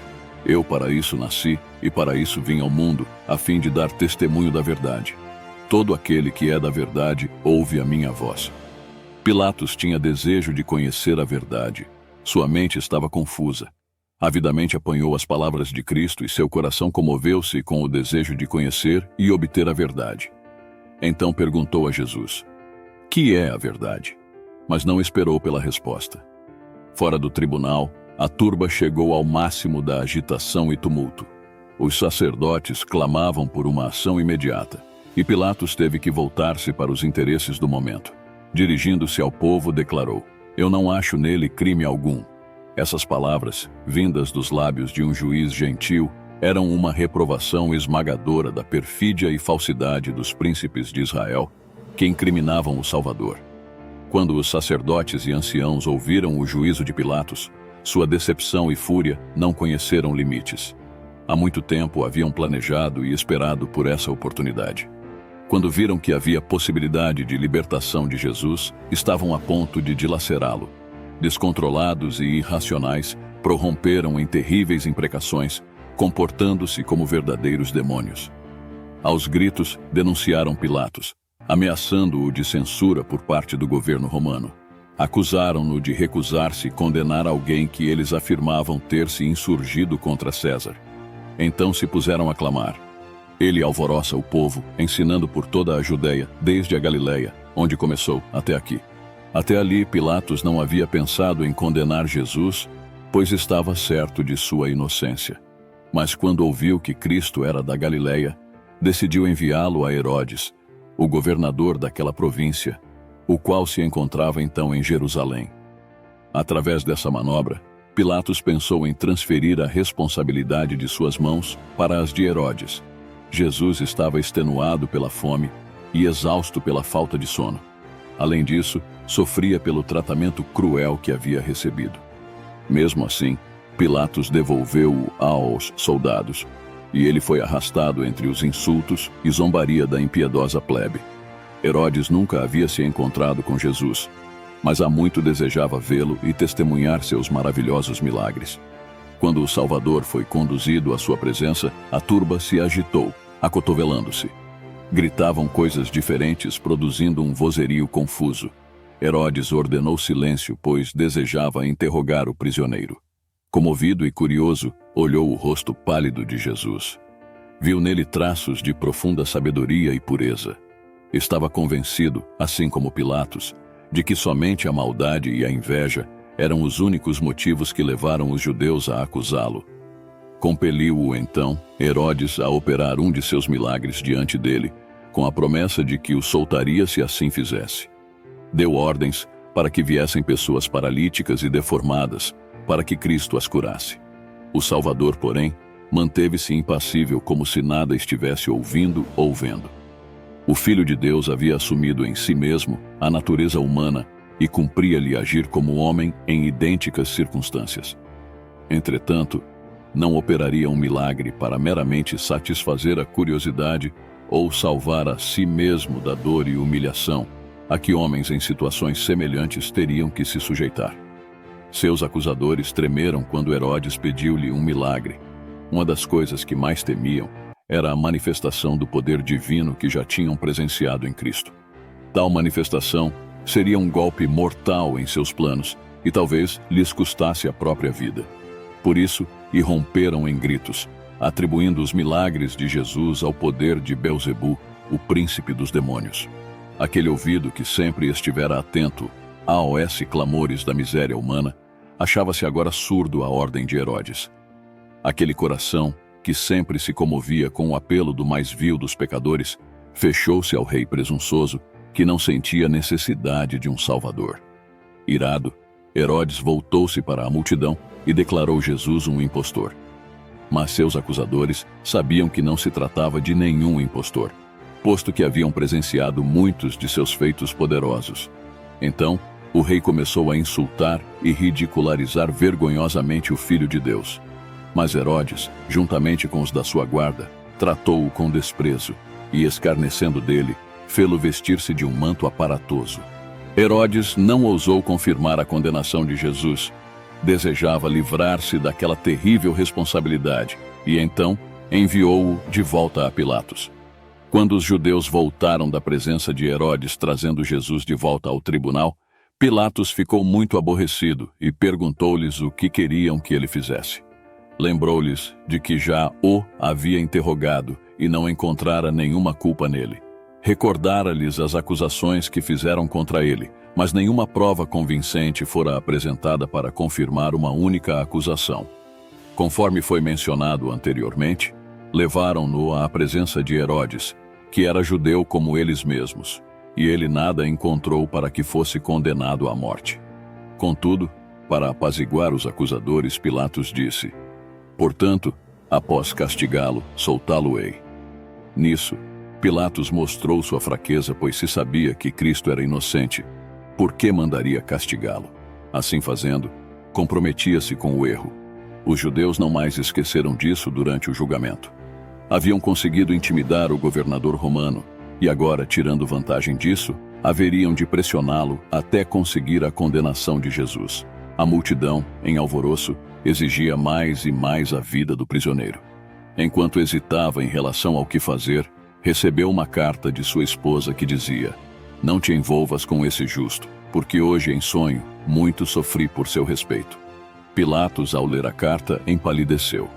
O povo, ao perceber sua hesitação, redobrou a insistência. Ele sabia que precisava tomar alguma atitude. Era costume, no período da Páscoa, soltar um prisioneiro que o povo escolhesse. Os soldados romanos haviam capturado há pouco um criminoso de fama, chamado Barrabás. Era ladrão e assassino. Então Pilatos voltou-se para a multidão e perguntou-lhes com seriedade: "A quem quereis que eu vos solte, a Barrabás ou a Jesus, chamado Cristo?" Toda a multidão, porém, gritava: "Fora com este! Solta-nos Barrabás!" Pilatos emudeceu de espanto e desapontamento. Entregando o julgamento ao povo, ele havia perdido a dignidade e o controle da multidão. Daí em diante, tornou-se apenas um joguete nas mãos do povo. Eles o levavam aonde queriam. Então perguntou: "Que farei então de Jesus, chamado Cristo? Seja crucificado." Responderam todos: "Que mal fez ele?" perguntou Pilatos. Porém cada vez clamavam mais: "Seja crucificado." Quando ouviu o grito terrível: "Crucifica-o!", o rosto de Pilatos empalideceu. Ele não imaginara tal desfecho. Repetidas vezes havia declarado Jesus inocente, contudo o povo insistia em que ele sofresse a mais cruel de todas as mortes. Outra vez perguntou: "Que mal fez ele?" E outra vez o terrível grito ecoou nos ares: "Crucifica-o!" Pilatos fez o último esforço para despertar-lhe simpatia. Mandou que tomassem a Jesus, completamente exausto e coberto de feridas, e o açoitassem na presença de seus acusadores. Os soldados, tendo tecido uma coroa de espinhos, puseram-lhe na cabeça e vestiram-no com um manto de púrpura. Chegavam-se a ele e diziam: "Salve, Rei dos Judeus!" e davam-lhe bofetadas. Cuspiram nele, e uma perversa mão arrancou a vara que lhe haviam posto nas mãos, e com ela golpeou-lhe a coroa em sua fronte, a ponto de os espinhos penetrarem em suas têmporas e o sangue jorrar pelo rosto e barba. Satanás liderava os soldados cruéis em seus abusos contra Jesus. Queria incitá-lo a algum tipo de vingança, se possível, ou levá-lo a operar um milagre para livrar a si mesmo e assim frustrar o plano da salvação. Uma única mancha em sua vida humana, ou uma única falha em suportar o terrível teste e o Cordeiro de Deus, seria uma oferta imperfeita, e a redenção do homem teria fracassado.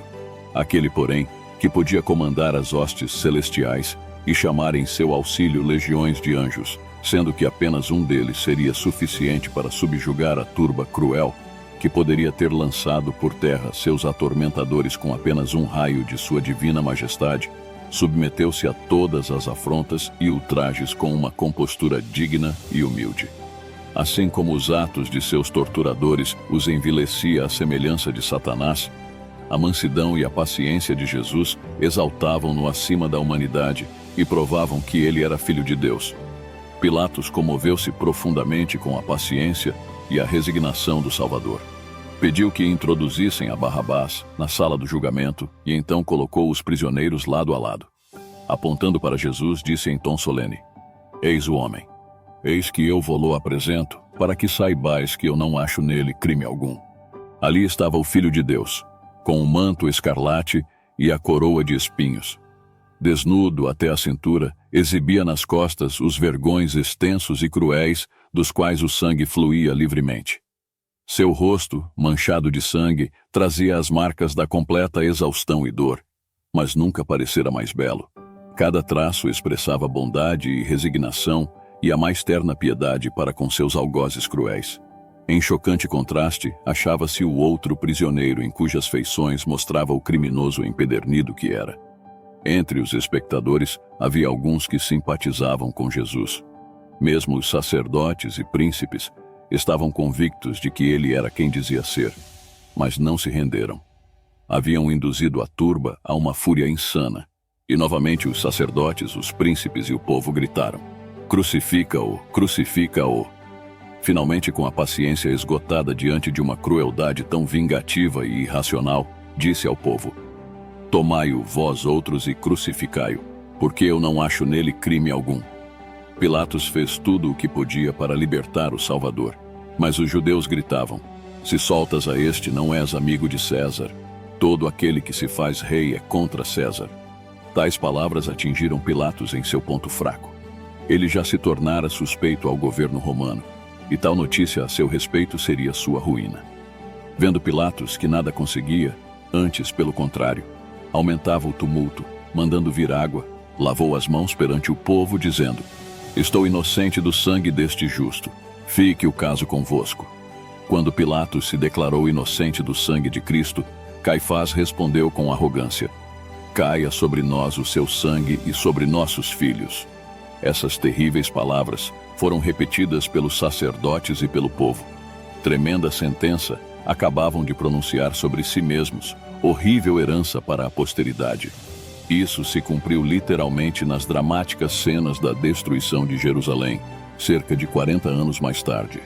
Jesus foi levado ao Calvário apressadamente em meio a zombarias e gritos de insulto da multidão. Ao passar o limiar do tribunal, puseram-lhe sobre os ombros feridos a cruz destinada a Barrabás. Os dois ladrões que também seriam crucificados com Jesus receberam a sua cruz. O peso do madeiro era mais do que o Salvador podia suportar, em sua exaustão e sofrimento.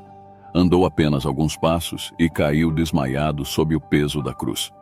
Quando voltou a si, a cruz foi outra vez colocada sobre seus ombros. Cambaleou mais alguns passos e outra vez caiu sem sentidos. Seus algozes viram que lhe era impossível carregar aquele peso além de suas forças e ficaram perplexos sem saber quem deveria levar aquele fardo humilhante. Naquele momento, vindo casualmente ao encontro deles, apareceu Simão, um cireneu, a quem obrigaram a levar a cruz até o Calvário. A mãe de Jesus o havia seguido naquela terrível jornada até o Calvário. Ao vê-lo sucumbir exausto ao peso da cruz, seu coração ansiava por prestar-lhe socorro, mas esse privilégio lhe foi negado. O Salvador não soltou um gemido sequer.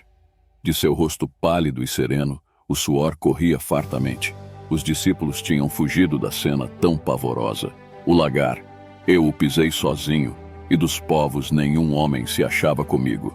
Enquanto os soldados faziam sua obra, a mente de Jesus desviou-se de seus sofrimentos para se concentrar na terrível recompensa que aguardava os seus perseguidores. Tendo piedade de sua ignorância, orou: "Pai, perdoa-lhes, porque não sabem o que fazem." Assim, Cristo conquistou o direito de tornar-se o intercessor entre os homens e Deus.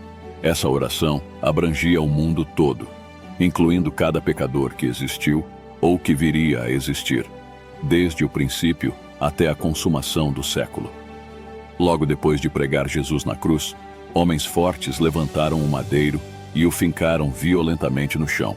Isso causou um intenso sofrimento ao Filho de Deus. Pilatos escreveu então um letreiro em latim, grego e hebraico, o qual mandou afixar em cima da cruz, para que todos pudessem ler: "Jesus Nazareno, o Rei dos Judeus." Os soldados dividiram entre si as vestes de Jesus, mas, como sua túnica era sem costura, contenderam por ela e finalmente fizeram um acordo de que deveriam lançar a sorte para ver quem a levaria. O profeta de Deus já havia predito esse incidente nas Escrituras: "Cães me cercam, uma súcia de malfeitores me rodeia. Traspassaram-me as mãos e os pés, repartem entre si as minhas vestes, e sobre a minha túnica deitam sortes. Assim que Jesus foi erguido na cruz, desenrolou-se uma terrível cena.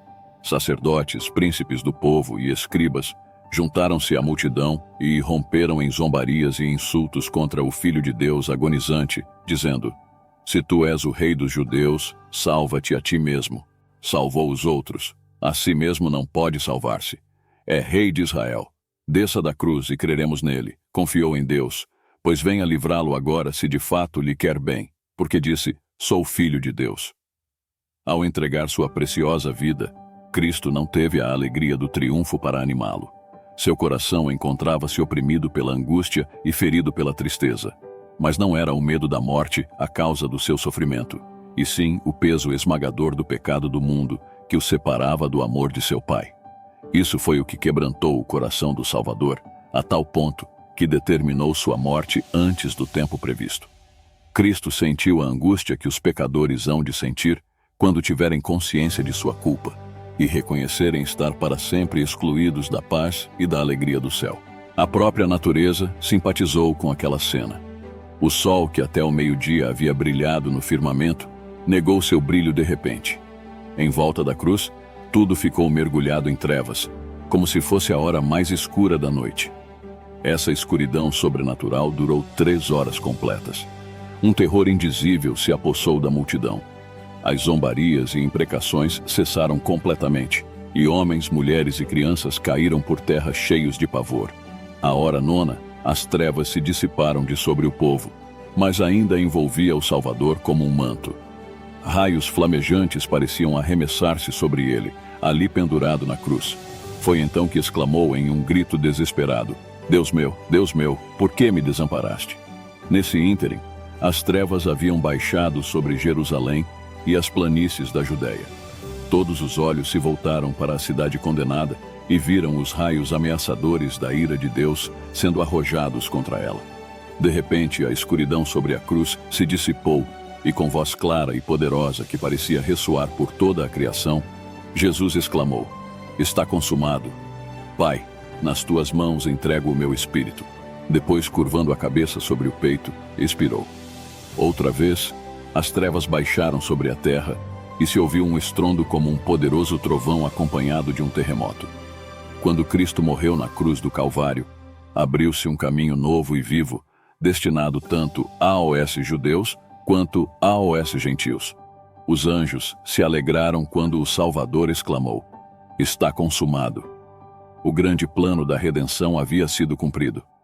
Através de uma vida de obediência, os filhos de Adão poderiam finalmente ser exaltados à presença de Deus. Satanás havia sido derrotado e sabia que seu reino estava perdido. O Salvador havia sido condenado por crime de conspiração contra o governo romano. Pessoas que eram executadas por esse motivo tinham que ser sepultadas à parte, em um local destinado a tais criminosos. João, o discípulo amado, estremeceu ante a ideia de que o corpo de seu amado mestre pudesse ser levado pelos insensíveis soldados romanos e sepultado em um lugar de desonra. Mas ele não podia evitar isso, e tampouco tinha alguma influência junto a Pilatos. Nesse momento de indecisão, Nicodemos e José de Arimateia, homens ricos e de influência, vieram para ajudar os discípulos. Ambos eram membros do Sinédrio e conhecidos de Pilatos, e decidiram que o Salvador seria sepultado com as devidas honras. José foi à presença de Pilatos e pediu corajosamente o corpo de Jesus. Pilatos, depois de haver se informado de que Jesus estava realmente morto, concedeu-lhe o pedido. Com delicadeza e reverência, removeram da cruz, com suas próprias mãos, o corpo de Cristo. Lágrimas de compaixão fluíam livremente ao contemplarem o corpo ferido e dilacerado do Mestre. José possuía um sepulcro novo, talhado na rocha. Ele o havia construído para seu próprio uso, mas agora o destinara a Jesus. O corpo, com as especiarias trazidas por Nicodemos, foi cuidadosamente envolto em um lençol de linho, e o Redentor foi levado à sepultura. A entrada do sepulcro havia sido fechada com uma grande pedra, e a máxima segurança e cuidado foram empregados para guardar o túmulo. O selo do Império Romano fora colocado de tal maneira que a pedra não poderia ser removida sem rompê-lo. Uma escolta de soldados romanos montava guarda ao redor, mantendo estrita vigilância para que o corpo não fosse molestado.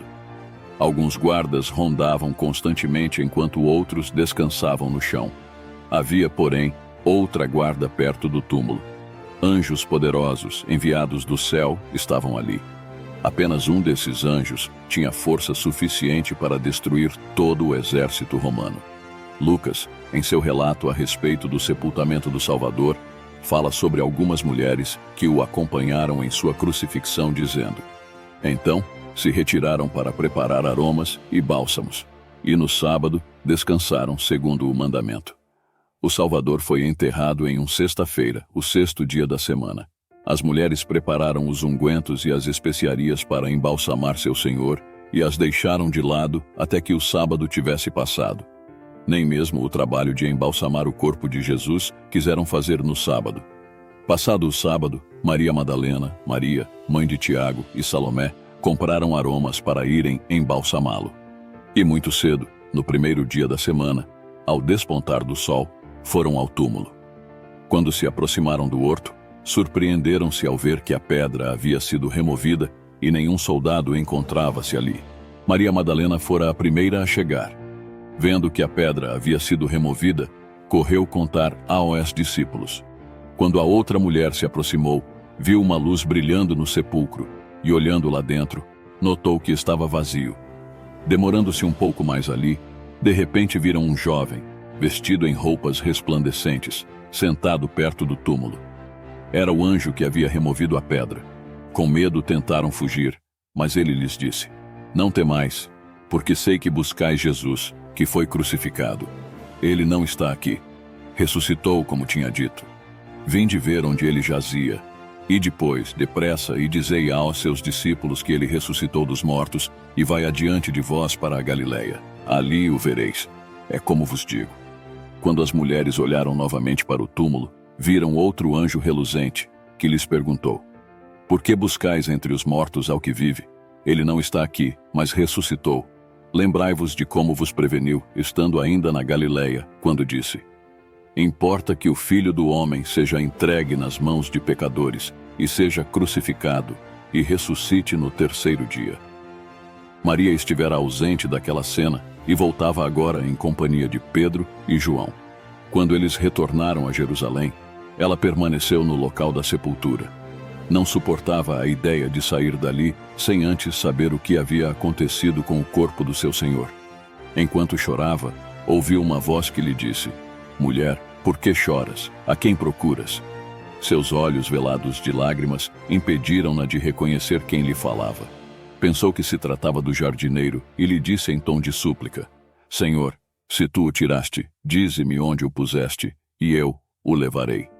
Enxugando depressa as lágrimas, reconheceu diante de si o Salvador. Em sua alegria, esquecendo-se de que ele havia sido crucificado, estendeu-lhe as mãos dizendo: Rabi, que quer dizer mestre. Jesus, porém, lhe disse: não me detenhas, porque ainda não subi para meu Pai, mas vai ter com os meus irmãos e dize-lhes: subo para meu Pai e vosso Pai, para meu Deus e vosso Deus. Todo o poder no céu e na terra foi então dado ao príncipe da vida. E ele retornou aos seus discípulos neste mundo pecaminoso, a fim de lhes comunicar seu poder e sua glória. Depois da ressurreição, Jesus apareceu a muitas pessoas, além de seus discípulos, com o propósito de fortalecer a fé dessas pessoas. Tudo que estava escrito sobre ele foi cumprido. Hoje, por meio dele, de seus atos de fé e obediência, a humanidade tem a esperança de chegar a Deus por meio de Jesus. Temos o exemplo de como ser melhor. Por meio de Jesus, conseguimos alcançar redenção, justificação, santificação e glorificação. O ser humano sem Jesus está condenado. Por isso, devemos crer e obedecer a seus mandamentos para que sejamos conhecidos como filhos de Deus, chamados pelo seu propósito. Espero que você tenha aprendido sobre a vida de Jesus. Tentei abordar aqui os principais fatos da história. Deixe seu comentário sobre o que você achou. Deus abençoe sua vida. Se você ainda não aceitou Jesus como seu Salvador, ainda dá tempo, arrependa-se Ele pode mudar seu futuro, sua história. Ele pode tirar de você toda a tristeza, toda a solidão e te proporcionar o que você precisa. Entra no teu quarto, fecha a porta e fala com Deus. Ele vai te ouvir. Deus abençoe. Se você gostou do vídeo, não esqueça de curtir e se inscrever no canal.